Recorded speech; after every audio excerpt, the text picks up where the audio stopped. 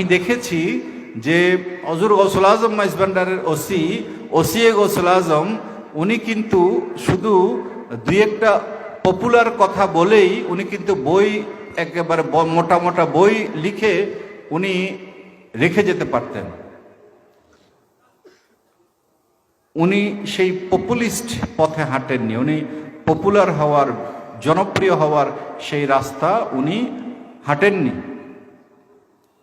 বরঞ্চ আপনারা জানেন ঔষধ কিন্তু তিতা হয়, আপনাকে ঔষধ খেতে হলে একটু তিতা সহ্য করতে হবে।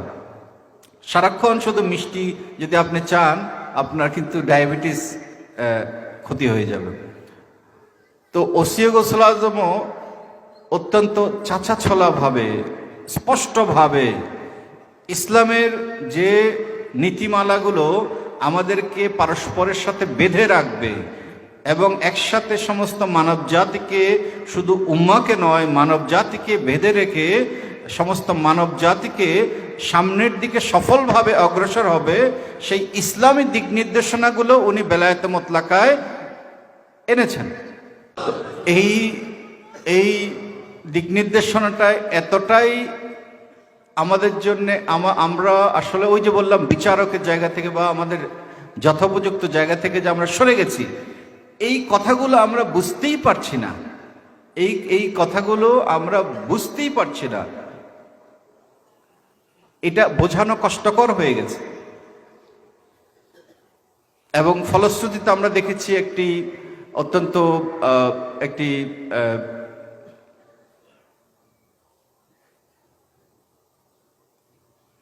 প্রত্যাখ্যানমূলক একটি অবস্থা আমরা লক্ষ্য করেছি। কিন্তু আমরা দেখেছি, আনন্দের সাথে দেখেছি, যখনই আমরা এর একটি ব্যাখ্যা বিশ্লেষণ, আমরা এর কোন দৃষ্টিকোণ থেকে বেলায়েত মুতলাককে দেখলে বুঝতে পারা যাবে, এটির ব্যাপারে যখন একটি পুস্তক আমরা যখন প্রকাশ করেছি, কিছু পয়েন্ট আমরা দেখিয়ে দেওয়ার চেষ্টা করেছি, তখন আমরা দেখেছি যে এই দৃষ্টিভঙ্গি কিন্তু প্রত্যাখ্যানমূলক দৃষ্টিভঙ্গি আলহামদুলিল্লাহ পরিবর্তন হয়ে গেছে। অনেকেই বুঝতে পারছেন বিষয়টা, কানেক্ট করতে পারছেন, কারণ কানেক্ট করতে হবে। তো এইখানে একটা ডট আছে, এখানে একটা ডট আছে, এইখানে একটা ডট আছে, তাহলে এই সবগুলো ডট কানেক্ট করতে হবে। অর্থাৎ ইলেকট্রিকের তার দেখেছেন, দুইটা তার, দুটো তার যদি কানেক্ট করা না হয় তাহলে কিন্তু আলো জ্বলবে না। এখন যেহেতু আমাদের শিক্ষা ব্যবস্থা বলেন, আমাদের সমাজ ব্যবস্থা বলেন, আমরা অনেক ইসলামের যে মূল শিক্ষা থেকে আমরা দূরে সরেছি কনফিডেন্সের সাথে আমি বলছি, এই জন্যেই যে মুসলিম উম্মার ওভারঅল যে কন্ডিশন, যে অবস্থা, এটি হচ্ছে আমাদের জন্যে, কি বলবো, এটি হচ্ছে আমাদের জন্য পরিচয়, যে আমরা আসলে ইসলাম থেকে মুসলিমরা যে উপকার পাওয়ার কথা ছিল, উচিত ছিল, সেই উপকার পেতে ব্যর্থ হয়েছে। না হলে তো মুসলিম উম্মার এই দশা হওয়ার কথা না। ওই জন্য কনফিডেন্স থেকে আমি বলছি যে আমরা সরে এসেছি বলেই বেলায়েতে মুতলাকার যে ইসলাম থেকে হুজুর গৌসুল আজম, এটি ওসি গৌসুল আজম উনি উনি দেখেছেন, উনি এই বিশ্লেষণটা উনি এনেছেন হুজুর গৌসুল আজম মাইজভান্ডারের নির্দেশনা থেকে।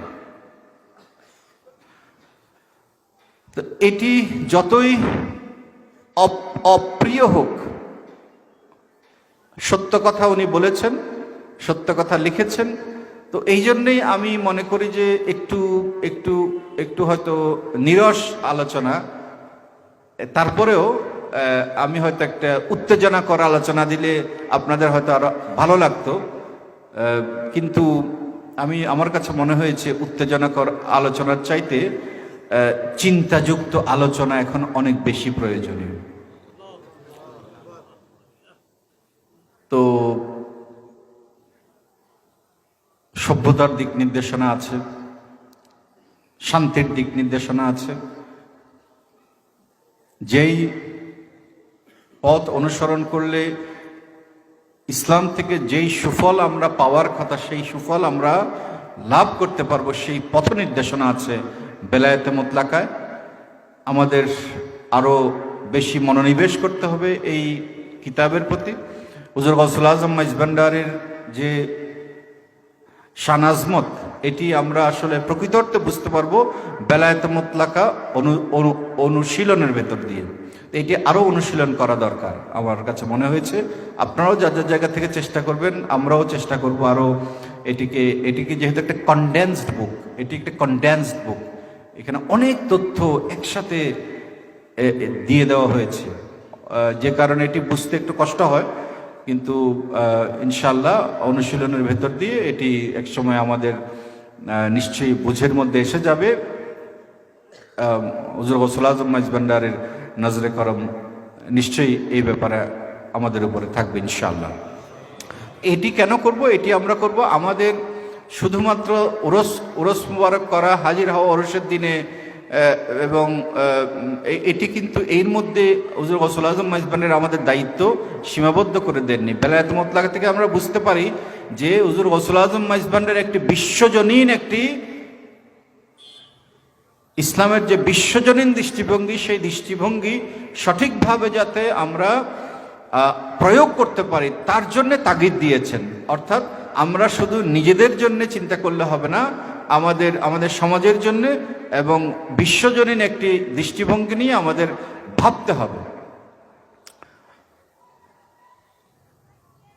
তো যেই রত্ন আমাদেরকে দিয়ে গেছেন, সেই রত্নের যাতে আমরা কদর করতে পারি, সেই রত্নকে যাতে আমরা ঠিক মতে আমরা যাতে উপস্থাপন করতে পারি, তার জন্য একটি প্রস্তুতির দরকার আছে। তো আমরা সেই প্রস্তুতির দিকে ইনশাআল্লাহ মনোনিবেশ করব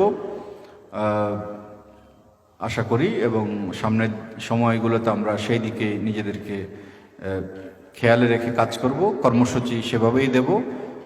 আমার মনে হয়েছে যে ইসলামের যে বৈশ্বিক যে আমাদের নৈতিক অথবা আধ্যাত্মিক নৈতিক যে সংকটগুলো হয়েছে, এগুলো একটি সমাধান বেলায়েত মুতলাকার ভেতরে আছে। আমরা একটু কষ্ট তো করতে হবে, একটু যদি আমরা কষ্ট করি, একটু পরিশ্রম করি, একটু মনোনিবেশ করি, তাহলেই আমরা সেই হুজুর গৌসুল আজম মাইজভান্ডারীর মিশনকে, ওসি গৌসুল আজম বলেছেন, যদি তুলে ধরা যায় উপযুক্তভাবে তাহলে বিশ্বের চোখ এই দিকে ঘুরে যাবে। এবং আমরা দেখেছি তাই হয়েছে। আমরা তুলে ধরতে পারিনি, এটি আমাদের দুর্ভাগ্য, কিন্তু আমরা দেখেছি বেলায়েত মুতলাকা যে দৃষ্টিভঙ্গি বলা হয়েছে তাওহীদে আদিয়ান, আমরা দেখেছি যে এই যে ফুটবল বিশ্বকাপ কাতারে যে যেদিন শুরু হয়েছে, যে কুরআনুল কারীমের যে আয়াত শরীফ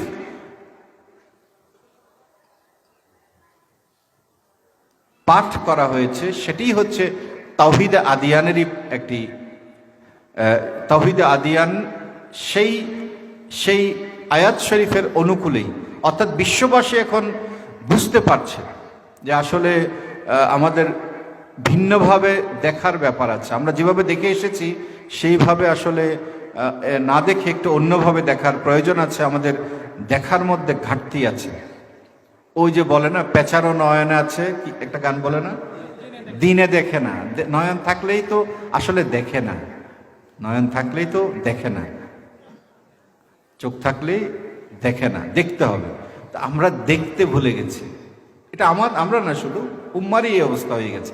তো বেলায়েত মুতলাকা আমাদেরকে সেই চোখ ফেরত দিতে চায়, আমাদের সেটি গ্রহণ করতে হবে।